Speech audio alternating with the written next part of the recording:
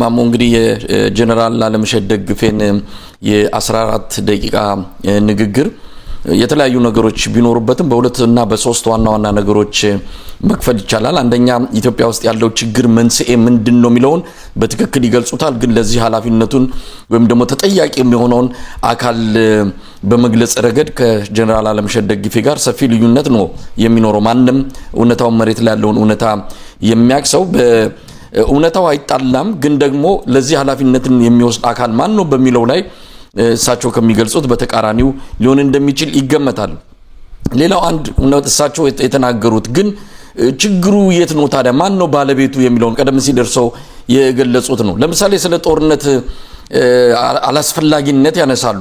ጦርነት ምን ያህል አውዳሚ እንደሆነ በደርግ ጊዜ ምን ያህል ኢትዮጵያ ለጦርነት በቢሊዮን የሚቆጠሩ ገንዘቦችን የቀፈቀፈች መሆኗ ያ ለሀገር ልማት ቢውል ኖሮ ምን ያህል ኢትዮጵያ ባደገች ነበር ብለው ሲገልጹ ይሄ በዚህ አነጋገራቸው እውነት ለመናገር ማንም የሚቃወም የለም። ግን አሁን ያሁኑ መንግስት ታዲያ ምን እያደረገ ነው? የሳቸው በኃላፊነት የሚመሩት ሰራዊት ምን እያደረገ ነው? ኢትዮጵያ ውስጥ ለሚከፈቱ ባለፉት 8 ዓመታት ለተደረጉ ጦርነቶች ማን ነው በዋናነት ተጠያቂ የሚሆነው? አብይ አህመድ ጦርነትን እንደ አንድ ፖሊሲ እንደ አንድ የስልጣን እድሜው ማራዘሚያ የፖሊሲ ማስፈጸሚያ የሚጠቀምበት እንደሆነ ለጦርነት መኖር እንደማይችል ከጦርነት ውጪ ህልውና እንደሌለው በተደጋጋሚ ያስመሰከረው አብይ አህመድ ነው። ሌላ ተጠያቂ ፍለጋ በዚህ አይነት መልኩ እውነታውን ሲክዱ ጥሩ አይደለም። ምክንያቱም ከእውነታው ጋር መጋፈጥ ካለባቸው እስከ መጨረሻው መጋፈጥ ነው ያለባቸው። አብይ አህመድ 10 ቢሊዮን ያገሪቱን ካፒታል ለጦርነት ማዋል እንችላለን ብሎ በአደባባይ የተናገረ ነው። እንዳለ ያገሪቱን ሀብት ለሁለት ነገሮች ነው እያዋለ ያለው። አንድ ለጦርነት፣ ሁለት ደግሞ ለመዝናኛና ለመናፈሻ ፕሮጀክቶች ናቸው። ስለዚህ ይሄ የዚህ ጉዳይ ዋና ተጠያቂ አብይ አህመድ መሆኑን እያወቁ የት ነው የሚፈልጉት? ማንን ነው ተጠያቂ ማድረግ የፈለጉት የሚለው ነው። እንግዲህ ሌላው በጦርነት መፍትሄ አይመጣም፣ የፖለቲከኞች መፍትሄ መፈለግ አለባቸው የሚለውን ባለፈውም ተናግረውታል። አሁንም ዳርዳር ቢሉም ይህንኑ ጉዳይ ነው ያነሱት። ለዚህም ታዲያ ተጠያቂው ማን ነው? መፍትሄ መፈለግ ያለበት የአብይ አህመድ የብልጽግና አገዛዝ ነው። ኢትዮጵያ ውስጥ ለሚነሱ የፖለቲካ ጥያቄዎች ፖለቲካዊ መፍትሄ መፈለግ ሲገባ ጦርነት እየላከ ወታደሩን እያዘመተ ከፍተኛ አደጋ የፈጠረው የአብይ አህመድ አገዛዝ ነው። ስለዚህ ስለማን ነው የሚያወሩት? ሰው ይሄን ሁሉ 14 ደቂቃ ቆሞ እንዴት የራስን ጥፋት በሌሎች እያላከኩ መግለጽ ይቻላል የሚለውን ነው። እንግዲህ ምናልባት ቀደም ሲልም በተወሰነ ደረጃ አንስተውታል። ነገር ግን በእነዚህ ጉዳዮች ላይ በተለይ ሀብት ይፈጃል፣ ሀገር ያቆረቁዛል የሚለውን ማን ነው ታዲያ መምከር ያለበት? ቁጭ ብለው በር ዘግተው ለምን አይነጋገሩም? የሀገሪቱን ሀብት ለጦርነት እያዋለ ያለው ማን ነው የሚለውን ከሳቸው በላይ ሊያቅ የሚችል የለምና ለምን በዚህ ደረጃ ከእውነታው ጋር መፋታት ፈልጉ የሚለውንም አንስተው እንደ አንዳንድ ሀሳቦች ላይ ተጨማሪ ምልከታውን ቢያካፍሉን። ጀነራል አለምሸት በአእምሮ ምን እንደሚያስብ ማወቅ አልችልም። ግን ያው እንደዚህ አይነት ነፃነት በሌለበት ቦታ ነፃ ሆነ የአእምሮን መናገር አትችልም እንጂ አሁን እኮ ምናልባት እነሱ መናገር በማይችሉበት ቦታ ሆነው እኛ መናገር በምንችልበት ቦታ ሆነን ስለምንናገር ልዩነታችን ሰማይና የመሬት ነው የሚሆነው። እኛን የሚሰሙ ከሆነ ከጠቅላይ ሚኒስትሩ ጀምሮ የክልልና በየደረጃ ያሉ ካድሬዎች፣ አመራሮች በግልጽ እኮ ለመናገር አሁን ያለው አገዛዝ ያንድ ብሔርና ያንድ ሃይማኖት አገዛዝ ነው ብለው በአዋጅ እየተናገሩ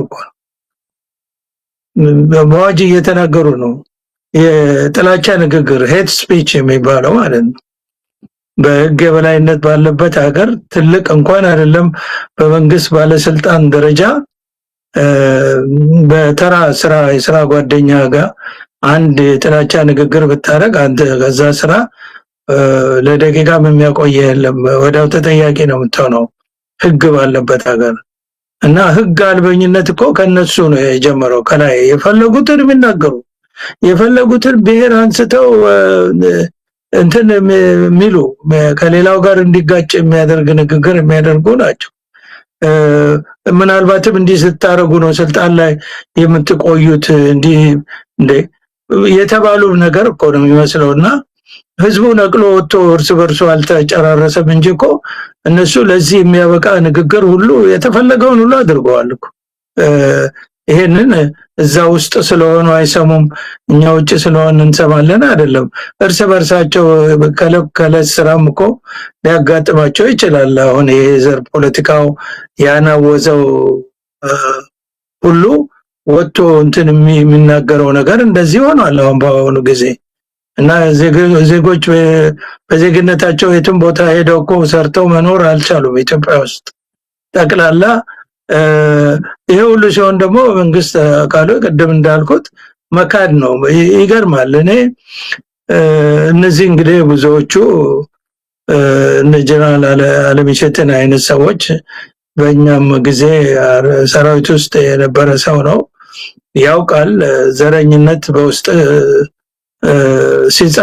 ሲጸርጥ ነው፣ ሰርጾ ሲገባ ነው ዘሩና ፖለቲካው ገንተኝነቱን እንጂ በሰውነቱ ሰው የሞተ አይመስለውም እኮ። አሁን እንደምናውቀው ከሆነ ዘረኛ ሰው ወይም የዘረኛ አገዛዝ ውስጥ ያለ ፖለቲከኛ የራሱ ዘር ካልሆነ በስተቀር ሌላው ሰው አይመስለውም። ምናልባት የራሱም ዘር ከሆነ ደግሞ ወይም የራሱ ቋንቋ ተናጋሪ የሱም ፖለቲካ ዓላማ የሚደግፍ መሆን አለበት።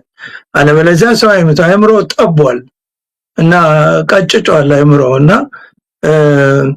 ትዝ ከሚለኝ አንዱ እጅግ ከሚያሳፍረው ከምናፍርበትና ፍጹም ከማናደርገው ነገር አንዱ በእኛ ባለፈው ዘመን ጠቅላይ ሚኒስትሩ በአንድ ወቅት የፖለቲካ ስራ መስሎት መሆን አለበት የሞቱ ሰዎችን በብሔር ለይቶ ሲያቀርብ ነበር ብሔራዊ ቴሌቪዥን ላይ። አይገርምም? በእኛ ጊዜ እነሱ የእኛን ዘመን ኢትዮጵያ ከዚህ ከወያኔ ዘመን በፊት የነበረችበትን ህዝቧም የነበረበትን ሁኔታ ስለማያውቁ ለነሱ ኖርማል ነው። እና በጣም በሚገርም ሁኔታ ይሄ ዘረኝነት ተግባራቸውም ንግግራቸውም ኖርማል ነው የሚመስላቸው። ግን በእኛ ጊዜ እንደዛ ዘር ተለይቶ በእኛ ጊዜ እኮ ዘር ማለት እኮ ወይም ቋንቋ ወይም የመጣበት እኮ እንደ ስም ነው የምንቆጥረው። ስም ነው። አሁን አንተ መሳይ ነው ስም። መሳይ ስለሆንክ አልወድህም፣ መሳይ ስለሆንክ አልጠላህም፣ መሳይ ስለሆንክ አላምንህም፣ መሳይ ስለሆንክ አልጠራጠረህም። እንደ በሰውም በስም እንዴት ትፈርጃለህ? አትፈርጅም። ስለዚህ ስም ነው የነበረው በእኛ ጊዜ። እሱ ኦሮሞ ነው፣ እሱ የትግራይ ልጅ ነው፣ እሱ የሩሲ ልጅ ነው፣ የሩሲ ልጆች የሩሲ ልጅ ነው የሚባሉት። አማራ ይሁን ዘሩ ከደቡብ ይሄድ ከምን ከሩሲ ከመጣ የሩሲ ልጅ የአርሲ ልጅ ይባላል፣ የትግራይ ልጅ ይባላል፣ የጎጃም የወለጋ ልጅ ይባላል፣ የሐረር ልጅ ይባላል። በቃ ልክ እንደ ስም ነው የምንቆጥረው። እና በጣም የሚያስገርመኝ አሁን ሳስበው ለምሳሌ ድሮ እስላም ሆነ ክርስቲያን፣ እኔ ክርስቲያን ነኝ፣ ኦርቶዶክስ ክርስቲያን ነኝ። መስጊድ ተቃጠለ ቢሉኝ ልክ ቤተክርስቲያን የተቃጠለ ያህል ነው ሾክ የሚያደርገኝ። እኔ መስጊድ አልሄድም፣ መስጊድ አልሳለም፣ እስላም አይደለሁ።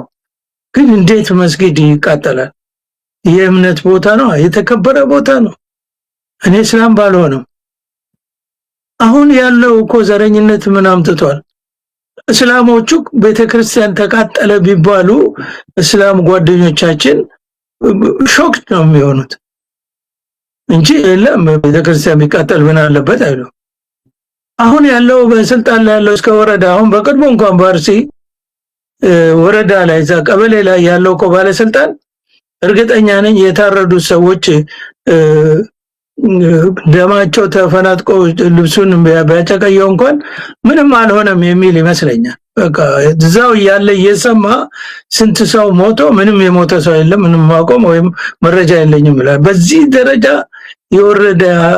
የወረደ መንግስታዊ ስርዓት ነው ያለውና ምንም ነገር ተፈጥሮ ቢገኝ ኢትዮጵያ ውስጥ ይሄ መንግስታዊ ስርዓት እስካለ ድረስ ስርዓት አልበኝነቱም ጦርነቱም መተላለቁም አይቀርምና ጦርነት ደግሞ በጦርነት እፈታለሁ የሚለው ደግሞ ሌላው ዓላማው ነው።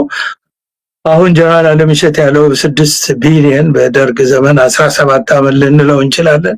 የደርግ ዘመን እንግዲህ 5 ሚሊዮን ተጨምሮ 11 ሚሊዮን ወደ ግማሽ ሚሊዮን ወታደር መስዋዕት ሆኗል። የሲቪሉ ነው የሚያውቀው የለም ይባላል።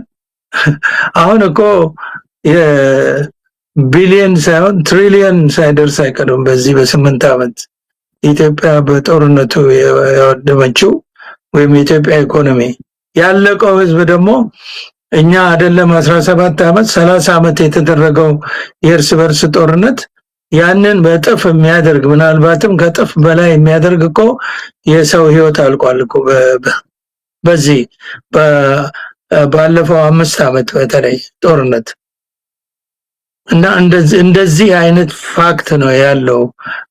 በርግጥ እሱ ሲናገር የደርግ ዘመንን ከ35 ዓመት በፊት የነበረን ነገር መጥቀስ እንደ ምሳሌ አድርጎ የተጋነነ ቢሆን እሱ ሊጠቀስ ይችላል።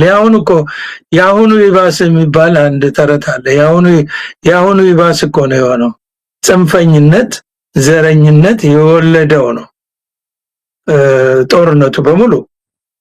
ዘረኝነት ባይኖር ጽንፈኝነት ባይኖር ይሄን ጦርነት በፖለቲካ በወታደራዊ ሳይሆን በፖለቲካ መፍትሄ ከጽንፈኝነት ቀጥሎ ዘረኝነት ቀጥሎ አገዛዙ ችግሮችን በወታደራዊ አቅም ብቻ ፈታለሁ የሚለው ደግሞ መፍትሄ አካሄዱ ነው። ለምን የሚሞት ሰው አይጠፋም? ጠቅላይ ሚኒስትሩ ሲናገር ነበር አንድ ጊዜ ከወታደር ማይወጣ ቋንቋ 500 ሺህ እናሰለጥናለን፣ በዚህ አመት ደግሞ በ2 አመት ደግሞ 1 ሚሊዮን ማውጣት እንችላለን። ይሄ እንትን የስንዴ ምርት እኮ አይደለም ወታደር የሰው ልጅ እኮ ነው። አንደኛ እንደ ወጥቶ ዝም ብሎ ተፋይቶ ወይም ተቀቅሎ የሚበላ ነገር አይደለም የሰው ልጅ። ውትድርና ደግሞ ህይወትን አሳልፎ የሚሰጥበት ነውና ጦርነት የመጨረሻ አማራጭ ይሆናል እንጂ ተነስተ ህዝብ አለኝ የህዝብ ቁጥር አለኝና እየማገድኩ ያንን ጦርነት አካሄዳለሁ ብለ መናገር በራሱ በታሪክ ወደፊት ጄኔሬሽን ሲያልፍ ምን ይሄን አይነት ንግግር ምን እንደሚሉት መቼም ይገርማል። እንዲህ አይነት ንግግር ሁሉ ይናገራሉ እነዚህ ሰዎች እና ይሄ የፈጠረው ነው እና ጦርነቱ ተፈጥሯል። ጦርነቱ በፖለቲካ መፍትሄ ሊፈታ ይችላል። ይሄንን ግን ግፊት የሚያደርግ ተቃዋሚ ፓርቲ የለም ሀገሪቷ ውስጥ፣ የተቃዋሚ ድምጽ የለም። መከላከያ ሰራዊቱ ወይም የጦር ጀነራሎቹ ከመኖር ስላለባቸው እርስ በርሳቸውን በዘር መከፋፈልም ነገር ከኛ በጊዜ የበለጠ ያን ጊዜም ቢሆን በፖለቲካ መከፋፈል ነበረ። የመንግስት ወገን ደጋፊ አለ፣ አድርባይ አለ፣ መስሎ አዳሪ አለ። እውነተኞቹ ደግሞ ከነዛ ጋራ ተገናኝተው አንድ ወጥ መሆን ስለማይችሉ ነው ያውን ሁሉ ጊዜ የፈጀው። አሁን ደግሞ ዘረኝነት ተጨምሮበት እርስ በርሳቸው ተነጋግረው መንግስት ላይ ጫና ማሳደር ያልቻሉ ጀነራሎች ናቸው እንጂ አሁን ጀነራል አለምሸት የሚናገረው ሁሉም ነገር እውነት ሆኖ አይደለም። ወይም ጽንፈኛ ነው። እንደገና ደግሞ ሰላማዊ መንገድ ለመፍታትም ያስቸገረው የሽምቅ ተዋጊዎቹ ችግር እንደሆነ እንጂ መንግስት በሰላማዊ መፍትሄ ጉዳዩን መፍታት የመንግስት ኃላፊነት መሆኑንም እሱን አይናገረውም፣ ሊናገረውም አይችልም። ግን ሀቆ ያ ነው። ፖለቲካዊ መፍትሄ ሊሰጥ የሚችለው መንግስታዊ ስርዓቱ ነው። እንደገና ደግሞ ያንን የህልውና ጥያቄ የሚጠይቀውም የብሔር እኩልነትን ነው የሚጠይቀው ነው የሚለው ኦላ። እንግዲህ አሁን በቅርቡ እንደውም መሪያቸው ወጥቶ ሲናገር የኦሮሞ ህዝብ ነፃነቱ እና መብቱ ተጠብቆ በኢትዮጵያ ውስጥ በእኩልነት የሚኖርበትን ሁኔታ ለመፍጠር ነው የምንታገለው ነው የሚለው። የአማራ ፋኖ ደግሞ አማራ በአማራነቱ በኢትዮጵያዊነቱ ከሌሎች ብሔር ብሔረሰቦች እኩል መብቱ በዜግነቱ የትም ቦታ ሄዶ የመኖር ሃይማኖቱ የሃይማኖት ነፃነቱ ተከብሮ እንዲኖርለት ነው የምታገለው ነው የሚለው። ይሄንን ይሄንን ማስፈን የሚችል መንግስታዊ ስርዓት በዓለም የኢትዮጵያ የመጀመሪያ ሊሆን አይችልም። ማድረግ ይቻላል። ብዙ ሀገሮች ያደጉት ሰላምን ያመጡት ነፃነት፣ ፍትህ፣ ዲሞክራሲን በማስፈን ነው። ይሄንን ከማስፈን ይልቅ በጎጥና በዘረኝነት አገዛዝ የጎሳ አፓርታይድን ወይም ደግሞ ብልጽግና የሚል አይነት ለኢትዮጵያ ሕዝብም ሆነ ለራሱ ለብልጽግናውም በግልጽ የማይታወቅ አይነት አይዲዮሎጂ ተይዞ የሚኬደው አካሄድ ነው ይሄንን ያመጣውና ይሄንን በግልጽ ቻሌንጅ የሚያደርግ ስለሌለ ጦርነቱም የሚታዘዘው በመንግስት በፖለቲካው ነው። ጀነራል መኮንኖቹ መናገር የሚችሉት እስከዚህ ደረጃ ድረስ ነው። ሌላ የተጠቀሰ ነገር አለ ስለ ሌላ የተጠቀሰ ነገር ምንድነው? ይሄ ሰራዊቱ ከአሁን በፊት ከሁለት ሶስት ጊዜ ፈርሶ የተገነባ ነው ብሏል ጀነራል አለምሸት። ይሄ ትክክል ነው። እኔ ደግሞ ሁል ጊዜ የምነግረው ማሳስበው ማስተላልፈው መልእክት እንደ ወታደር ለወታደሮቹ ይሄ አሁን ያለውን ሰራዊት በዚህ አይነት አካሄድ ለአራተኛ ጊዜና ለአምስተኛ ጊዜ እንደገና እንደማይፈርስ ምን ዋስትና አለው? ይሄ በዚህ ከቀጠለ ይሄ መንግስታዊ ስርዓት ከኃይል ውጪ በወታደራዊ ኃይል ስለሆነ ስልጣኑን የሚለቀው ተገፍቶ የሚወድቀው ያ የሚመጣው ኃይል ይሄን መከላከያ ሰራዊት እንደማያፈርስ ምን ዋስትና አለው? ምንም ጥርጥር የለውም። ልክ የኛ ሰራዊት የኛ ጊዜ እንደፈረሰው ይሄኛም ሰራዊት የሚፈርስ ነው የሚሆነው። ይሄ ፖለቲካ አካሄድ ይሄ በወታደራዊ መፍትሄ ሰጣለው ብቻ ተብሎ የተያዘው የመንግስት አካሄድ ያገዛዙ አካሄድ ወይም ይሄ የዘረኛ ሰው በዘሩ በሃይማኖቱ እየተጠቃ እየተገለለ እየተፈናቀለ ከመኖሪያ ቀየው ከቦታ ቦታ መንቀሳቀስ አይችልም ተብሎ በመቶ በሁለት መቶ በ50 በ60 እየታፈነ ከራንሰም እየተጠየቀበት የሚኖርበት ሀገር ላይ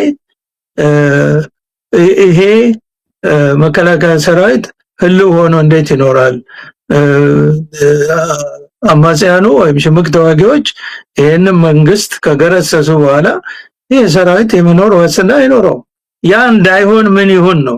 ያ እንዳይሆን ይሄ መንግስታዊ ስርዓት በጦርነት መፍትሄ ይሰጣለው የሚለውን እንዲያቆም አስገድዶት መከላከያ ሰራዊቱን ለማትረፍ ኢትዮጵያንም ለማትረፍ ይሄንን አድርጎ የኢትዮጵያም ኢኮኖሚ የሚያልቀው የሰው ልጅ ህይወትን ለማስቆም ይሄንን አድርጎ ነው የኔ መልእክትና አይቀርም ለማለት ነው።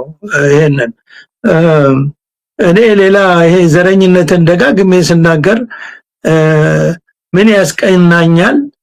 እዚህ በምንኖርበት ሀገር በእኛ ጊዜ በጣም የሚገርም ነገር ነው። አሁንም እንደገና ወደ ኋላ ሄጄ ሳስብ ለምሳሌ እንግዲህ አንተ ደርሰበት እንደው አላውቅም በመቼ ዘመን እንደተፈጠር ካላውቅም ወይም እንዳደግ በጣም የሚገርመኝ ነገር በእኛ ዘመን ለምሳሌ አሉላ አባ ነጋ፣ ባልቻ አባ ነፍሶ፣ ገብርዬ፣ ሚኒሊክ፣ ዮሐንስ፣ ቴድሮስ፣ ጎበና እንደዚህ የሚባሉት ድሮ መሪዎች የሀገር መሪዎች የጦር አዛዦች እና አባመላ የሚባሉት አሁን አስብ ቅድም እንዳልኩት ለኛ የነበረው ስም ነው ይሄ እንጂ ይሄ ኦሮሞ ነው ይሄ ትግሬ ነው አንልም። ዘር አይደረስ በኋላ ዘሩ ሲቆጠር ለካ ኤርትራዊ ነው። ለኛ ጀግኖቻችን ነበሩ እና የነሱን ስም በጠራን ቁጥር ጀግንነትን ልባችንን የሚያሞቅ ደስታ ነው የሚሰማን የነበረው። እና ይሄን ነገር ሳስብ አሁን ባለው አስተሳሰብ ቅድም እንዳልኩት ክርስቲያን እኮ ሲገደል እስላሙ የቀበሌ መሪ ወይም የወረዳ መሪ እስላም ከሆነ እኮ ክርስቲያን ሰው የሞተ አይመስለውም እኮ። ለዚህ እኮ ነው የሚክዱት።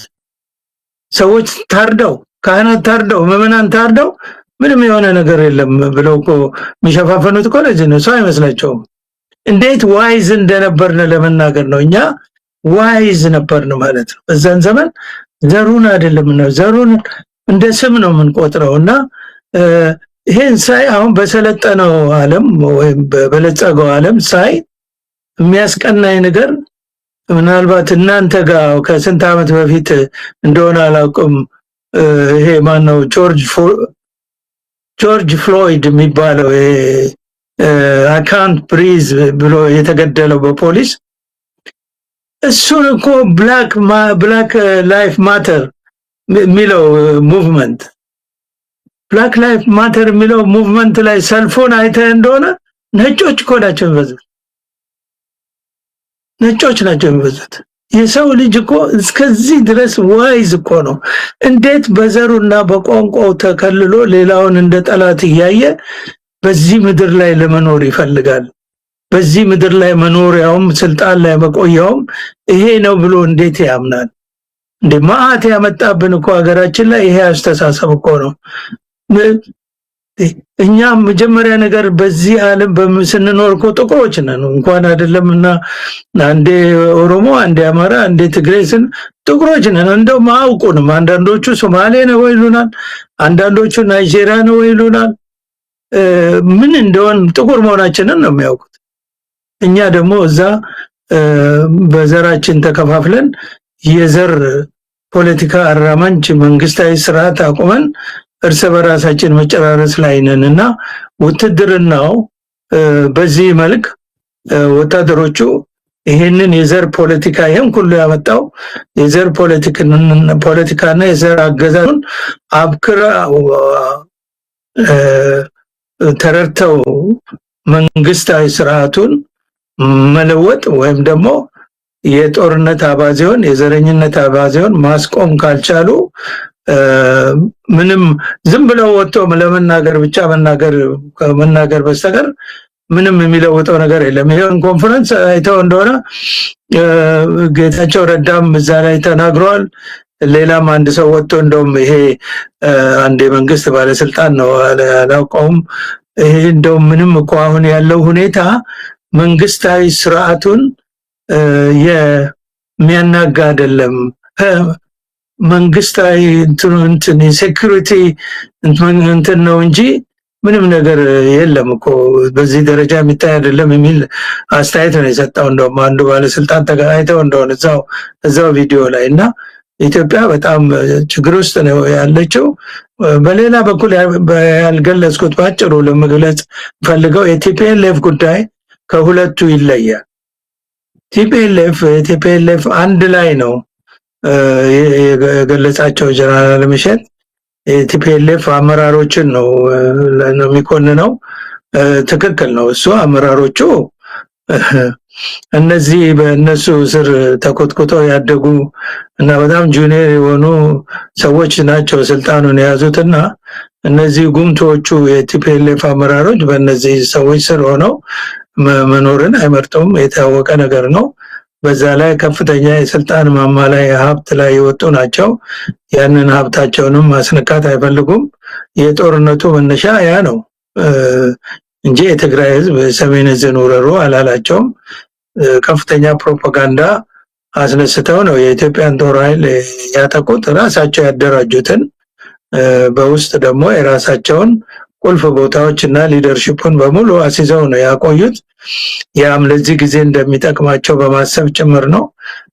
እንደዛ አድርገው በኢትዮጵያ ጦር ኃይል ታሪክ ውስጥ ታይቶም ተሰምቶም የማይታወቅ በዘር ፖለቲካ አንድ የጦር ኃይል እርስ በርሱ የተራረደበትና የተጨራረሰበት ነገር ነው። ሰራዊቱ በተኛበት ነው ያረዱት። ይሄ ታሪክ ምን ጊዜም እንትን የሚለው ብዙ ወሬ ይወራል አሁን።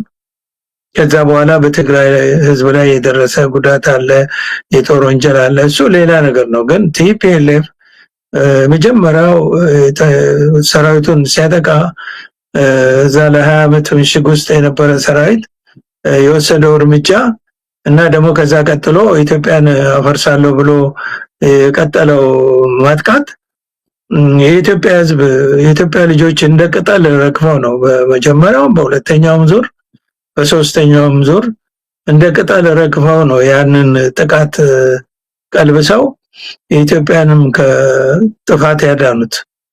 ይሄ ማይካድ ሀቅ ነው። ከዛ በኋላ ግን ያ ሁሉ መስዋዕትነት ተከፍሎ ቲፒኤልኤፍ መቀሌ ብቻ ተሰብስቦ ካበቃለት በኋላ በተኩስ አቁም እዛም ደግሞ በፕሪቶሪያ ስምምነት ነፍስ ዘርቶ አሁን ደረጃ ድረስ ሊደርስ የቻለው አሁንም ይሄ ያለው መንግስታዊ ስርዓት ጉዳዩን ሃንድል ያደረገበት የተሳሳተ መንገድ ስለሆነ ሙሉ ለሙሉ ተጠያቂው በቲፒኤልኤፍ ጉዳይ መንግስታዊ ስርዓቱ ነው። እንግዲህ እዚህ ውስጥ ነበሩ እነዚህ ጀነራል መኮንኖች በተለይ ዲዲአር ፕሮግራም ከመቀስፈት ተፈጻሚ ማድረግ አለበለዚያ ደግሞ ጦርነቱን አስቀጥሎ የመጨረሻው ሳሬንደር እንዲያደርግ ማድረግ እንደገና በሰላማዊ መንገድ ከሆነ ደግሞ ሰላማዊ መንገድ የሚወስደውን የዲዲአር ፕሮግራም ተፈጻሚ ማድረግ ሲገባቸው ሌላ የፖለቲካ ቁማር እንጫወታለን ብለው ቁማሩን እንደተበሉ ነው። ይሄንን ከማድረጋቸው በፊትም ቲፒኤልኤፍ ትግራይን እኮ በተቆጣጠሩ ጊዜ የትግራይ የመጀመሪያው የህግ ማስከበር የሚባለው የትግራይ ህዝብ ድጋፍ እኮ ነበራቸው። ያንን ሃንድል ማድረግ ባለመቻል ነው ሰራዊቱን እንደገና ያስፈጁት ትግራይ ውስጥ ገብቶ። በቀደም ይሄን ነገር ገልጫዋለሁ።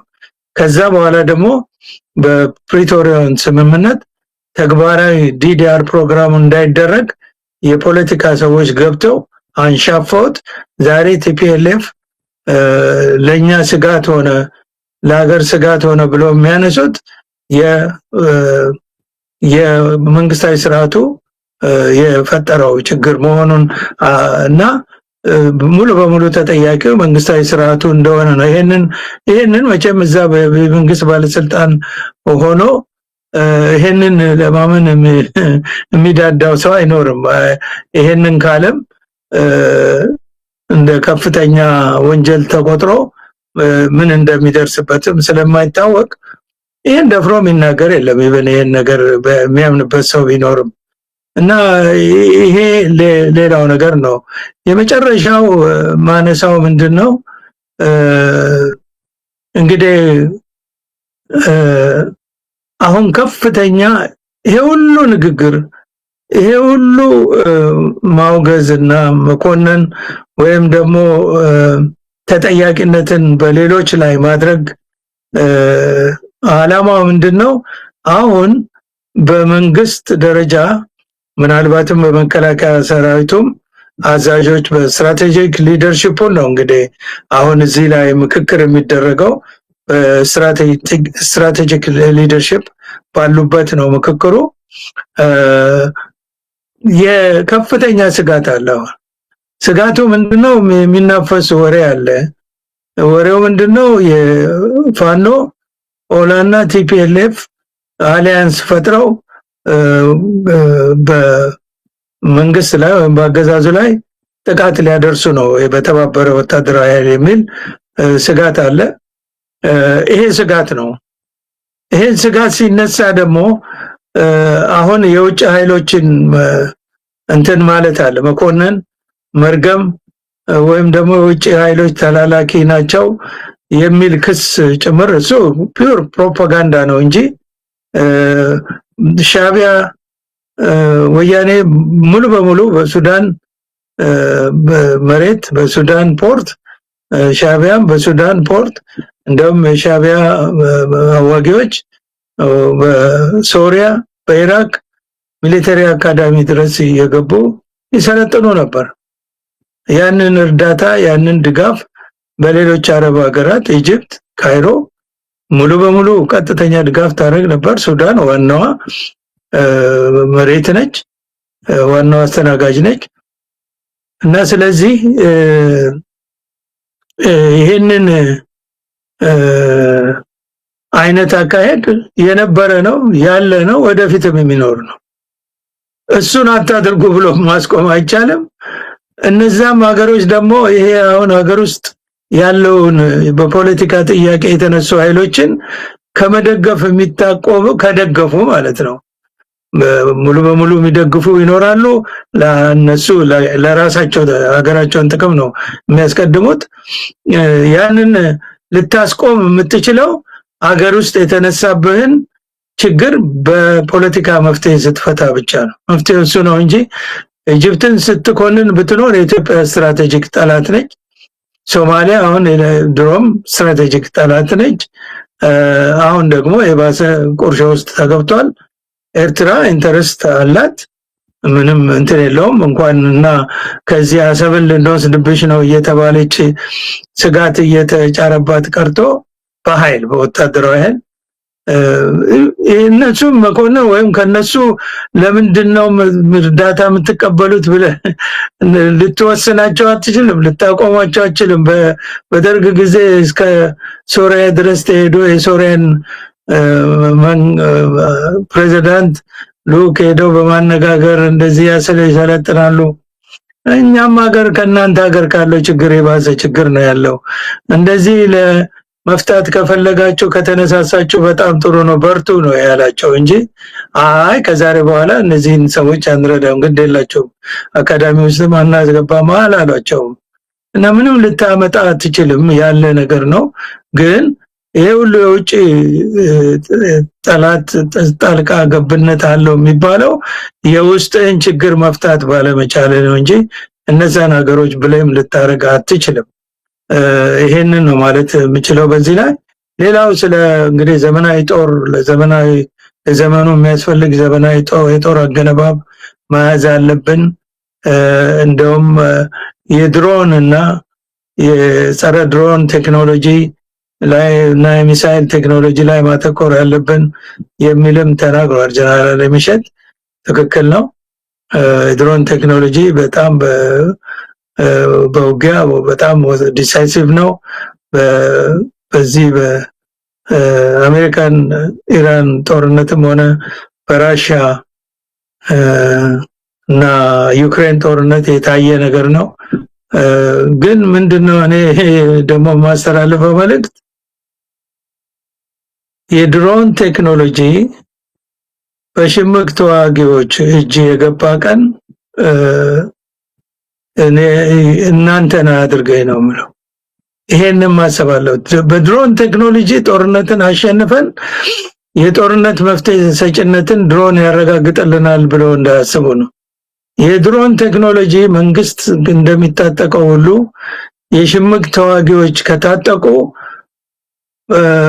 ከመንግስት በሽምቅ ተዋጊዎች ላይ በድሮን ቴክኖሎጂ ከሚያደርሰው ጉዳት የበለጠ የሽምቅ ተዋጊዎች በመንግስት ኃይል ላይ የሚያደርሱት ጉዳት 10 ጊዜ እጥፍ ይሆናል።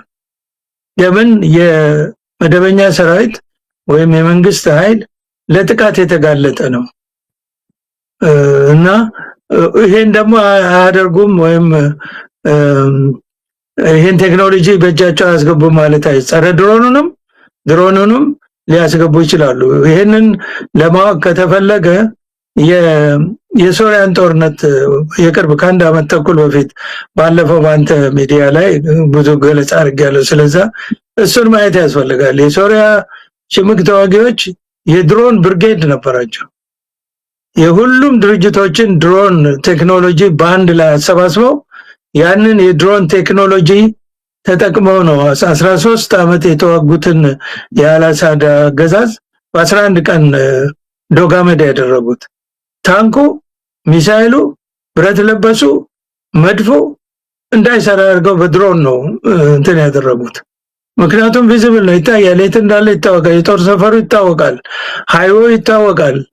እና ይሄ መፍትሄ ብላችሁ በዚህ የሽምቅ ውጊያን ወይም የውስጥ ፖለቲካ ተቃውሞን የውስጥ ውጊያን የእርስ በርስ ውጊያን በጦርነት በድሮን ቴክኖሎጂ ብቻ መፍትሄ ይሆናል ብለው በጦርነቱ እንዳይቀጥሉ ይሄም ደግሞ እንዳለ እንዲረዱት ምናልባት ውስጥ ሆኖ የማይታያቸው ነገር ካለ ውጭ ላለ ነው የሚታየንን ነገር ለመናገር ብዬ ነው። እነዚህ ከምንም በላይ የሰራዊቱም የወደፊት ዕጣ ፈንታ እልቂቱም፣ ሞቱም፣ አካል መጉደሉም፣ ደም መፍሰሱም እንደገና ደግሞ የጦር ወንጀሉም በዛው ልክ እንደ በህዝብ ዘንድ እኮ ይሄ ጦርነት ቀጥሎ በአማራ ክልል በየዕለቱ በሚተኮስ መሳሪያ በሆነ ተብሎም ሳይታወቅ በሰላማዊ ሰው ላይ የሚደርሰው ጉዳት እኮ ሰራዊቱን እኮ ህዝቡ እንዳሪዮስ እንዲያዩ እኮ ያደርገዋል። መጨረሻ ዩኒፎርምንም መልበስ እኮ የሚያሳፍር ደረጃ ሊደረስ ይችላል፣